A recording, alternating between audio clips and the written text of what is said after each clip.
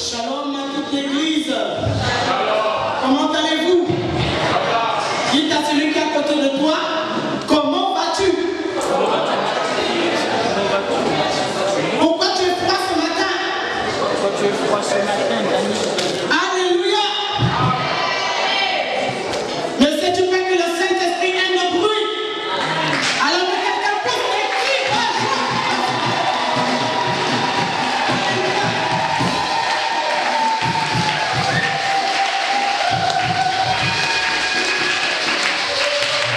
Nous n'avons pas tellement de temps ce matin, mais le temps appartient au Seigneur. En une seconde, Dieu est capable de faire de grandes choses. Et nous croyons en lui. Et c'est pourquoi, sans plus tarder, je vais souhaiter bonne fête à toutes les mamans qui sont ici.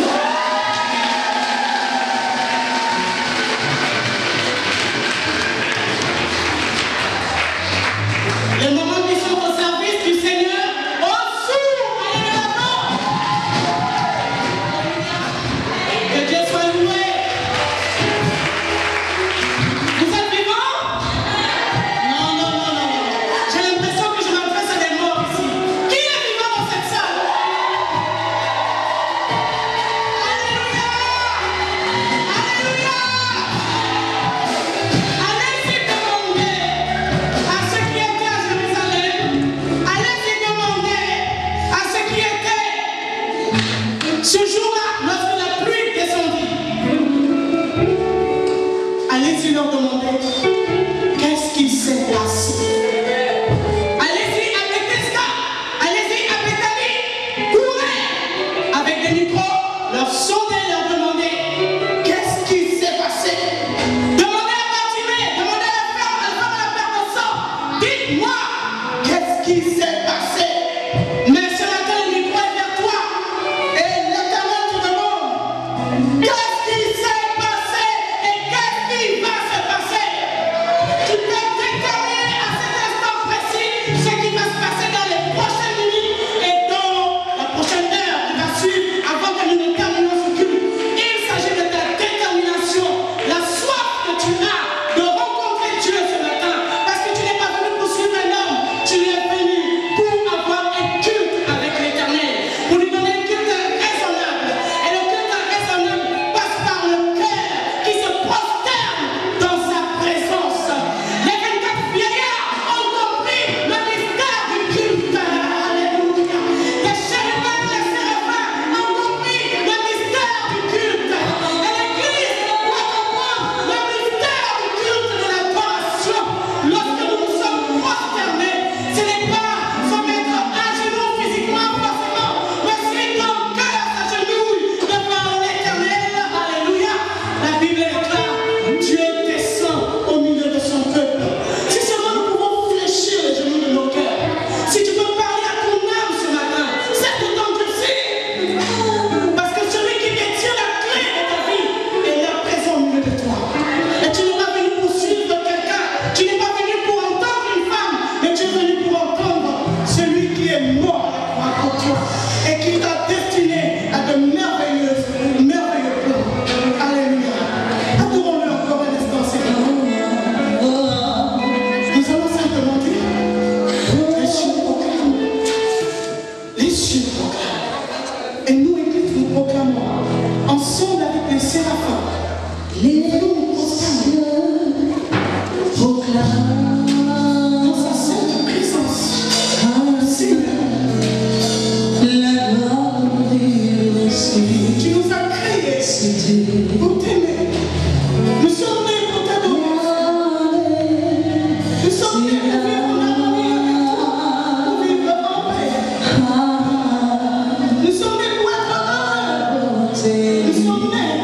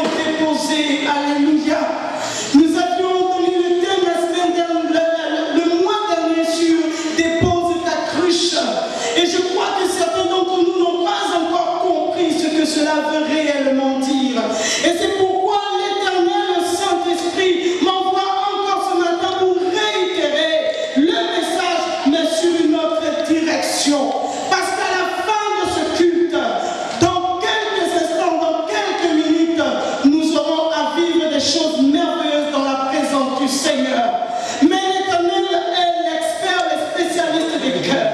Et il sait que c'est par le cœur que sa gloire doit se manifester. Si le temple doit être rempli, si ta vie doit être une vie de signe, une vie de témoignage, cela doit passer d'abord par ton cœur.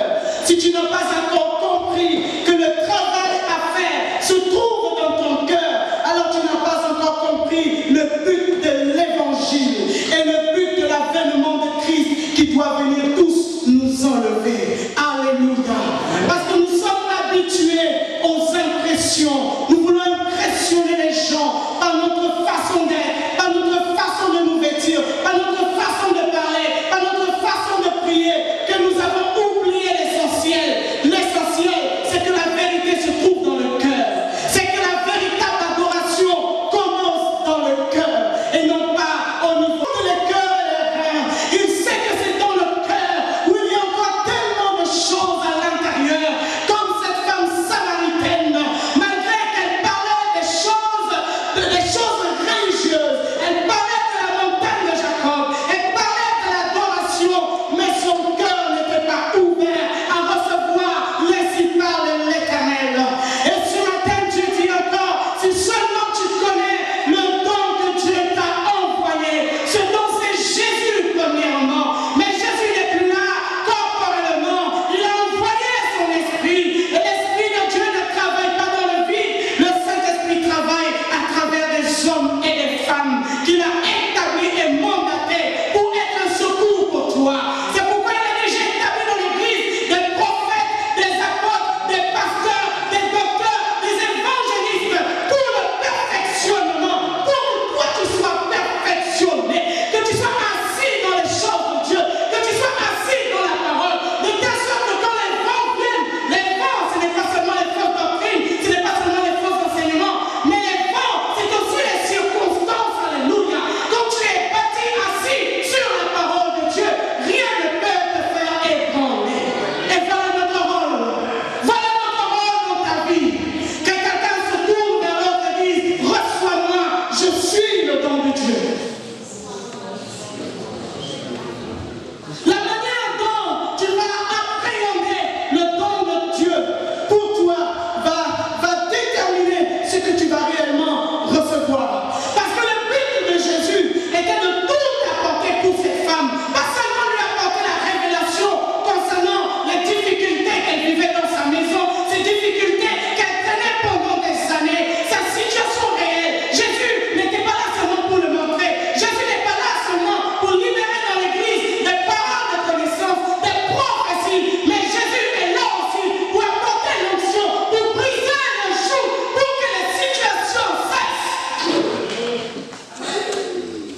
Que veux-tu prendre de Jésus ce matin? Et c'est ce que Jésus est prêt à te libérer. Que veux-tu recevoir du don qu'il envoie? Et c'est ce que le don est prêt à libérer sur ta vie. Vous savez, lorsque la parole est faite pour tout le monde, ainsi que pour la personne qui prêche, premièrement, parce que nous devons être des exemples, pas seulement en parole, mais aussi en action. Mais faites attention à la manière dont vous appréhendez les dons de Dieu, pour ne pas passer à côté de ce que Dieu veut faire. Cette femme samaritaine dans Jean chapitre 4, nous relisons ce passage rapidement. Je vais le lire rapidement pour économiser un peu de temps. Verset 7. Une femme de Samarie vint puiser de l'eau. Jésus lui dit, donne-moi à boire, car ses disciples étaient allés à la ville pour acheter des vivres. La femme samaritaine lui dit, comment toi qui es juif me demandes-tu à boire à moi qui suis une femme samaritaine?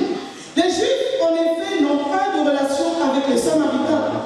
Jésus lui répondit, si tu connaissais le don de Dieu et qui est celui qui te dit, donne-moi à boire, tu lui aurais toi-même demandé à boire et il t'aurait donné de l'eau vive. Seigneur, lui dit la femme, tu n'as rien pour puiser et le puits est profond. D'où aurais-tu donc cette eau vive?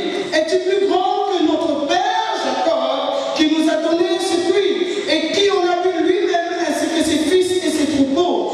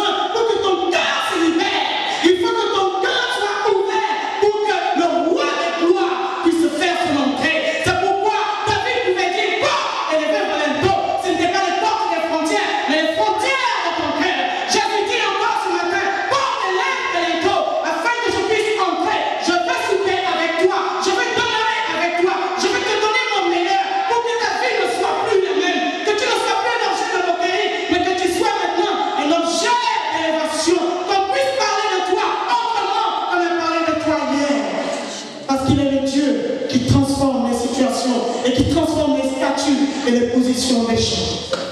Alléluia. Mais cette femme était dans la méfiance. Et laisse-moi te dire ce matin que la méfiance n'est pas de Dieu. C'est la prudence qui est de Dieu. Il est écrit que l'homme prudent voit le mal de loin et il se cache. Mais la méfiance est amie avec la peur. Alors si tu te méfies des gens, c'est que tu n'as pas compris le message de l'évangile. Il a envoyé son esprit, le consolateur, le paraclet. Et le Saint-Esprit qui nous révèle toutes choses et qui nous parle selon la vérité. Pas seulement la vérité de la parole, mais la vérité concernant ta propre vie et concernant aussi les personnes de ton entourage. Dieu parle, alléluia. Dans sa parole, il parle. Amen. Mais lorsque nous sommes méfiants, que nous arrivons dans l'église, nous ne savons pas que nous sommes en train de créer des clans. Nous sommes en train de créer des partis pris. Nous préférons tel prédicateur, nous ne préférons pas tel autre. Nous préférons tel chantre, nous ne préférons pas tel autre. Nous faisons des choix, nous prenons des positions, nous avons des affinités avec certains et nous n'avons pas avec d'autres. Et nous n'avons pas compris, comme on le disait la fois dernière, que nous avons installé au milieu de nous un groupe de Samaritains et un groupe de Juifs. Mais nous sommes tous appelés une seule nation. Jésus est mort afin de rassembler toutes les nations de la terre en une seule nation. Une nation qui l'adore et une nation qui se prépare parce que Jésus vient nous retirer d'ici. Alléluia. Amen. Ne vivez pas comme si vous allez rester sur terre. Nous vivons pour être enlevés. Nous nous préparons pour l'enlèvement. Parce que les temps mauvais arrivent. Les temps mauvais arrivent. On parle de la persécution. On parle des gens qui sont persécutés, des serviteurs qui sont persécutés. Mais la véritable persécution n'est pas encore arrivée. Alléluia. Et elle ne souhaite jamais une seule seconde de rester sur terre une fois que le Saint-Esprit se sera retiré. Parce que ça sera trop tard. Réalisons-le, que nous sommes dans les temps mauvais, que toute décision que nous prenons dans nos pensées, toute chose que nous plantons dans nos cœurs, ça peut soit nous faire rester, soit nous faire partir. Alléluia. Ce n'est plus le temps de jouer avec le mal. Comme les Américains aiment bien dire, no time to play game. Ce n'est plus le temps. Nous ne sommes pas ici à la maternelle pour jouer. Il s'agit de ta vie. Il s'agit de ma vie. C'est une question de vie ou de mort. Soit nous restons et nous mourons, soit nous partons et nous vivons pour l'éternité avec Christ. Alléluia. Donc, I don't care. Je m'en fous de comment tu peux être. Je m'en fous de l'étalage, de ta beauté, de tes vêtements, de tout ce que tu peux présenter. Je m'en fous. Ce qui est important pour moi, est-ce que ton cœur est en ordre pour adorer Dieu avec moi ensemble et nous allons voir la gloire de Dieu descendre au milieu de nous. Parce que Dieu descend là où il sent l'unité, là où il sent l'odeur de l'amour, des gens qui se défendent les uns contre les uns les autres et qui se défendent contre un seul ennemi. Ton ennemi n'est pas ton frère, ton ennemi n'est pas celui que tu es en train de voir. Alléluia. Ton ennemi c'est le diable. Nous n'en avons pas d'autre. Moi je n'ai pas d'ennemi ici. Mon ennemi c'est le diable. L'apôtre lui n'a pas d'ennemi ici. Son ennemi c'est le diable. La servante de Dieu Natacha n'a pas d'ennemi ici. Son ennemi c'est le diable. Ton ennemi à toi c'est le diable. Alors combat le diable, mais que le combat ne se fasse pas entre le corps. Nous sommes du même corps. Nous sommes membres les uns des autres. Alléluia. Amen. Alléluia. Aimons-nous de l'amour pardon. Peu importe nos différences, nous serons toujours différents. Mais ce qui est important, Dieu aime la différence. Parce que si nous avions créé identique, à quoi aurait servi la création? Mais aujourd'hui, nous disons qu'elles sont belles les œuvres de Dieu. Pourquoi? Parce qu'elles sont toutes différentes. Elles sont toutes différentes. Nous sommes différents. Parce que nous devons manifester la gloire de Dieu. Et nous ne sommes pas appelés à faire la même chose. Et agir, et travailler, et servir de la même façon. Mais peu importe ce que nous faisons dans la maison du Seigneur, faisons-le avec amour. Aimons les gens. Rendons cet endroit chaleureux. Quand les gens arrivent, qui ne sentent pas cette froideur, qui ne sentent pas. Beaucoup témoignent que dans le monde, ils ont connu des difficultés. Mais quand ils sont arrivés à l'église, ils ont connu pire. Ils ont connu la haine, la trahison dehors. Ils sont arrivés à l'église, ils ont trouvé encore pire. Mais l'église est le lieu des signes, des prodiges et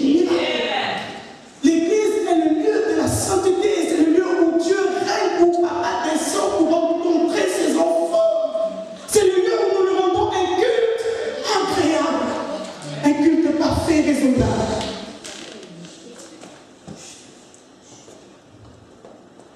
Discerne quel est le don de Dieu.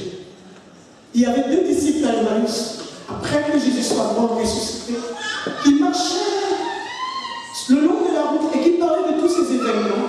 Mais c'était des disciples, donc des personnes qui étaient avec Jésus, des personnes qui étaient assises avec Jésus, qui marchaient avec Jésus, qui mangeaient avec Jésus, qui voyaient Jésus faire tant de miracles autour et qui entendaient tout ce que Jésus avait annoncé dès le départ concernant sa mort et sa résurrection.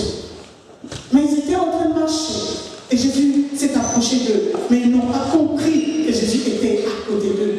Combien de fois tu pries chez toi, tu as l'impression d'être seul, tellement tu es fatigué à cause de tous tes problèmes qui te rongent, tu ne te rends pas compte qu'il y a Jésus qui est là juste, qui est en train de t'écouter. Pendant que nous sommes ici, nous croyons que nous avons en face une femme, mais ce n'est pas une femme.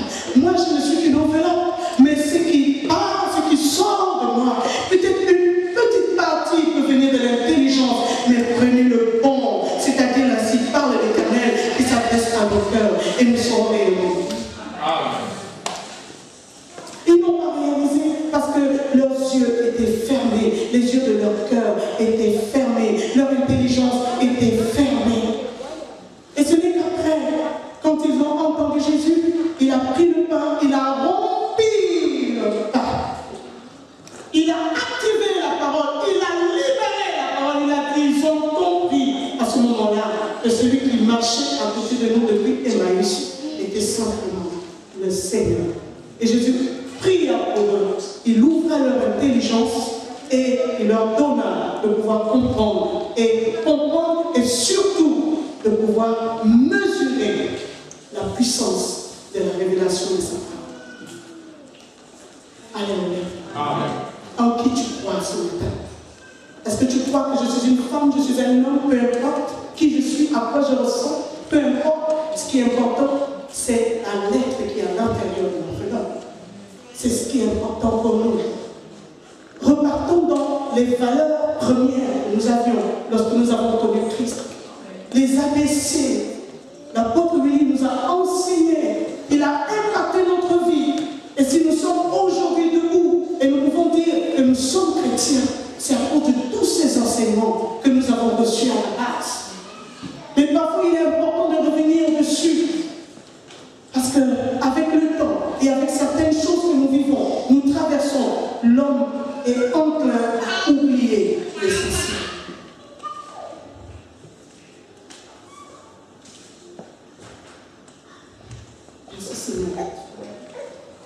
Elle demande encore à Jésus, cette femme samaritaine, es-tu plus grand que Jacob?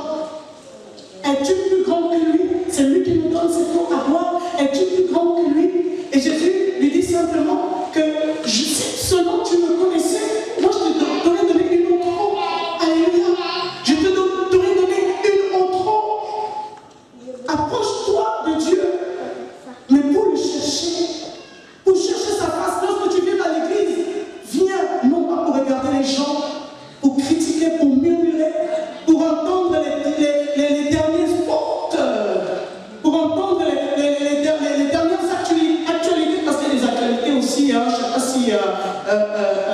si CBN ici, hein, il y a CBN, je ne sais pas, alléluia, il y a BFM, il y a ITV ici, il y a LCI ici, mais des informations qui nous fatiguent et qui nous empêchent d'évoluer alors que nous avons nos propres problèmes dont nous avons besoin d'être dégagés. Alléluia. Orientez-vous sur l'essentiel. Moi, je veux être libre. Je veux vivre les promesses de Dieu pour ma vie. Es-tu plus grand? Parce que le cœur de cette femme était endurci. Elle était dans un dialogue, elle était face à Dieu. Face à Dieu, elle continuait encore, pas à se remonter, hein, mais à raisonner avec Dieu. Match de catch. Dieu te dit, fais ça. Tu dis, non Seigneur, je ne veux pas faire ça. En fait, je veux faire autre chose. On te dit, viens chanter. Non, non, non, moi je n'ai pas la peine de chanter. Je sais que Dieu m'a appelé à être un grand pasteur. Alléluia. Et je sais que si je suis pasteur, je n'ai pas besoin de venir Mais il y a un commencement à tout. Amen. Alléluia. Moi, je n'ai pas commencé à être à la chaîne. L'apôtre Willy le sait. J'ai commencé à servir aux tables et à être une intercesseuse. Aujourd'hui, le service de table, maintenant, c'est quelque chose de physique, de mécanique. Nettoyer le sol, c'est devenu quelque chose de physique, de mécanique. Mais il n'y a aucun travail dans l'église qui soit un sous-métier, comme on dit dans le monde. Amen. Tout est spirituel, calculé. Lorsque le Saint-Esprit gère les choses, tout est calculé, réglé. Réglé. Et quand chacun de nous, nous sommes dans notre position et que nous faisons ce que Dieu veut que nous fassions, la gloire descend. Amen. Étienne et Philippe ont commencé à servir au tables. Ils servaient. Alléluia. Mais parce qu'ils étaient consciencieux, ils travaillaient non seulement pour servir au tables, mais ils travaillaient dans la prière. Parce qu'ils ont compris que le roi était un rôle spirituel. Donner à manger aux gens.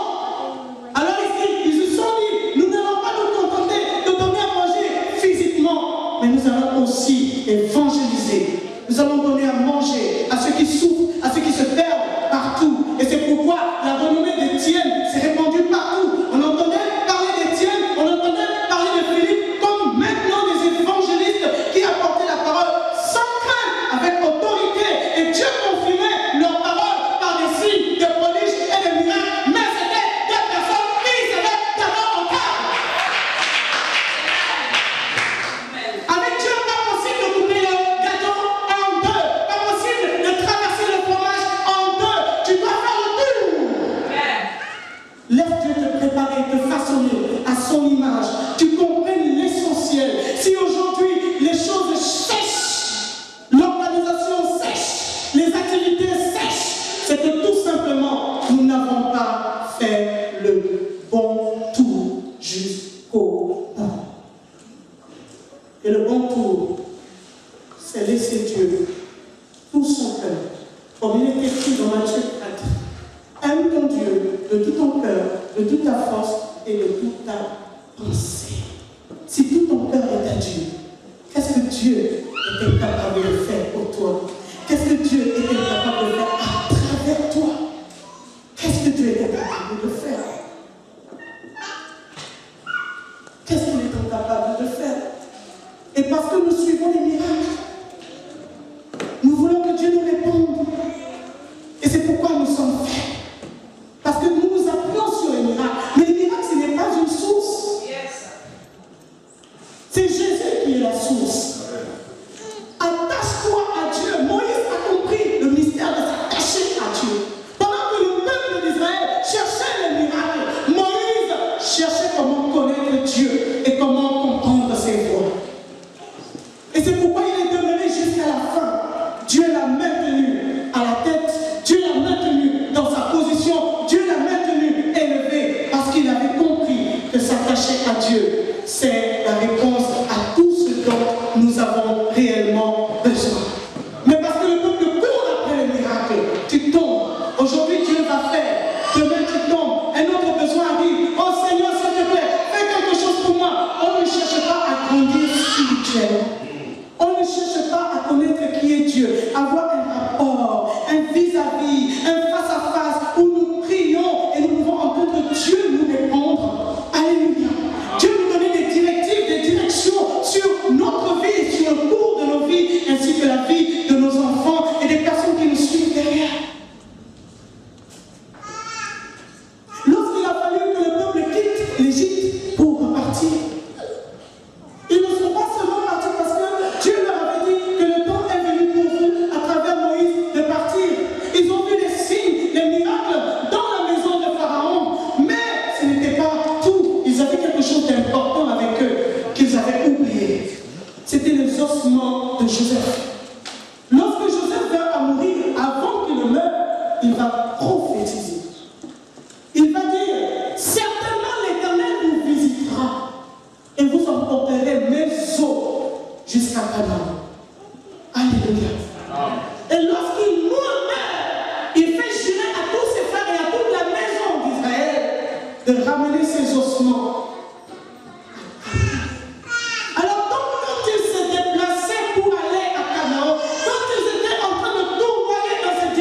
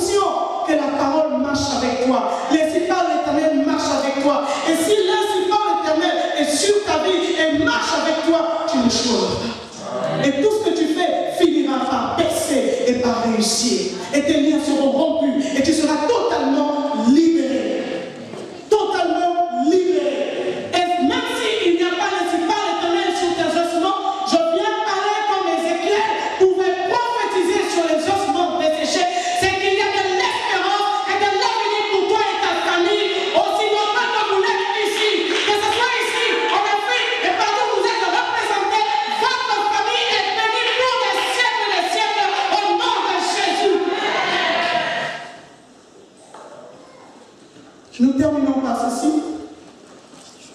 La femme samaritaine n'a pas pris tout ce qu'elle devait prendre au pied de Jésus. Elle s'est contentée de la parole de connaissance. Et elle a déposé sa cruche et elle a couru alerter les gens de la ville.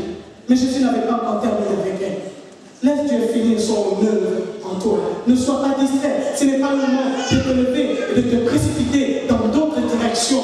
Reste encore un peu de temps dans la présence et dans la prière. Parce que Dieu va toujours au bout. Il veut aller quelque part. Il veut accomplir quelque chose de visible pour ta vie. Il veut libérer ta vie. Il veut libérer ta famille. Ne te contente pas seulement des prophéties. Il y a des gens qui sont à court de prophéties. On court. Oh, dites-moi, qu'est-ce que l'Éternel a dit? Qu'est-ce que l'Éternel a dit? Qu'est-ce que l'Éternel a dit? Mais toute prophétie, tout rêve, tout songe ne vient pas de Dieu. Peu importe qu'il soit aussi excellent qu'on le croit. Mais nous avons aussi nos sentiments, nous avons nos pensées, nous avons nos préoccupations, sans oublier la distraction du diable et la confusion. Le diable travaille énormément dans l'Église parce que le peuple de Dieu parfois n'arrive pas à discerner entre ce qui est de Dieu et ce qui n'est pas de Dieu. Alléluia. Ne recherche pas tes propres voies. Cherche l'ainsi par l'Éternel pour ta vie. Cherche l'ainsi par l'Éternel pour ta vie. Et prends réellement ce que Dieu veut libérer sur ta vie à travers son don. Le temps est venu pour nous maintenant. Comme ce jour-là, la piscine de Bethesda, on nous parle d'un homme qui avait souffert pendant 38 ans. Il était fatigué. Mais il y avait un problème dans la piscine, c'est que on était bénis sur commande. L'ange venait, il secouait l'eau, et le premier qui rentrait dans l'eau était libéré, était délivré. Il a vu beaucoup de gens malades et guéris. Ce n'était pas la première fois qu'il venait. Je suppose que ça faisait des années que cet homme venait, parce que c'était à une période bien précise que l'ange descendait sur moi, et les gens venaient à multitude de personnes pour venir recevoir. Oh, si je pouvais être le premier à être jeté dans l'eau. Alléluia. Si je peux être la première à être jetée dans l'eau, mon problème sera terminé. Alléluia. Mais cet homme a rencontré plus que l'ange. Il a rencontré le créateur de l'ange. Celui qui donne la guérison instantanée. Celui qui délivre instantanée. Il a dit à cet homme paralytique, il a dit, lève-toi, si seulement tu crois, lève-toi, prends ton lit et marche. Alléluia. Prends ton lit et marche. Et c'est cette eau vive que je vous présente ce matin en la personne du Saint-Esprit. Sans le Saint-Esprit dans l'Église, rien ne peut avancer. Sans le Saint-Esprit dans ta vie, rien ne peut avancer. Et c'est le temps de la célébration, c'est le temps de la fête. Et nous nous levons tous ensemble, s'il vous plaît. Nous allons bientôt fêter la Pentecôte, mais peu importe, ce n'est pas une question de saison, mais c'est une question de maintenant. Alléluia. Le Saint-Esprit est au milieu de nous, et il est celui qui accomplit les signes, les prodiges et les miracles. Au commencement, la Bible déclare que la terre était informe et vide, mais l'Esprit de l'Éternel se mouvait au-dessus des eaux. Partout où le Saint-Esprit se trouve, il y a des changements. Il y a des changements. Levons nos mains, s'il vous plaît.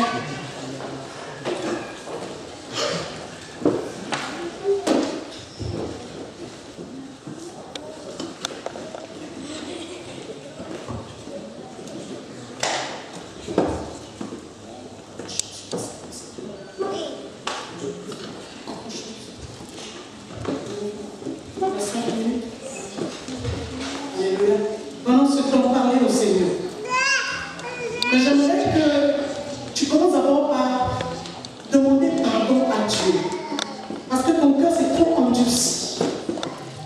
Parce que tu as laissé tes pensées aller loin du véritable. Tu as besoin de te reconsidérer dans la présence de Dieu. Reconnais tes faiblesses. Reconnais tes faiblesses. La femme samaritaine était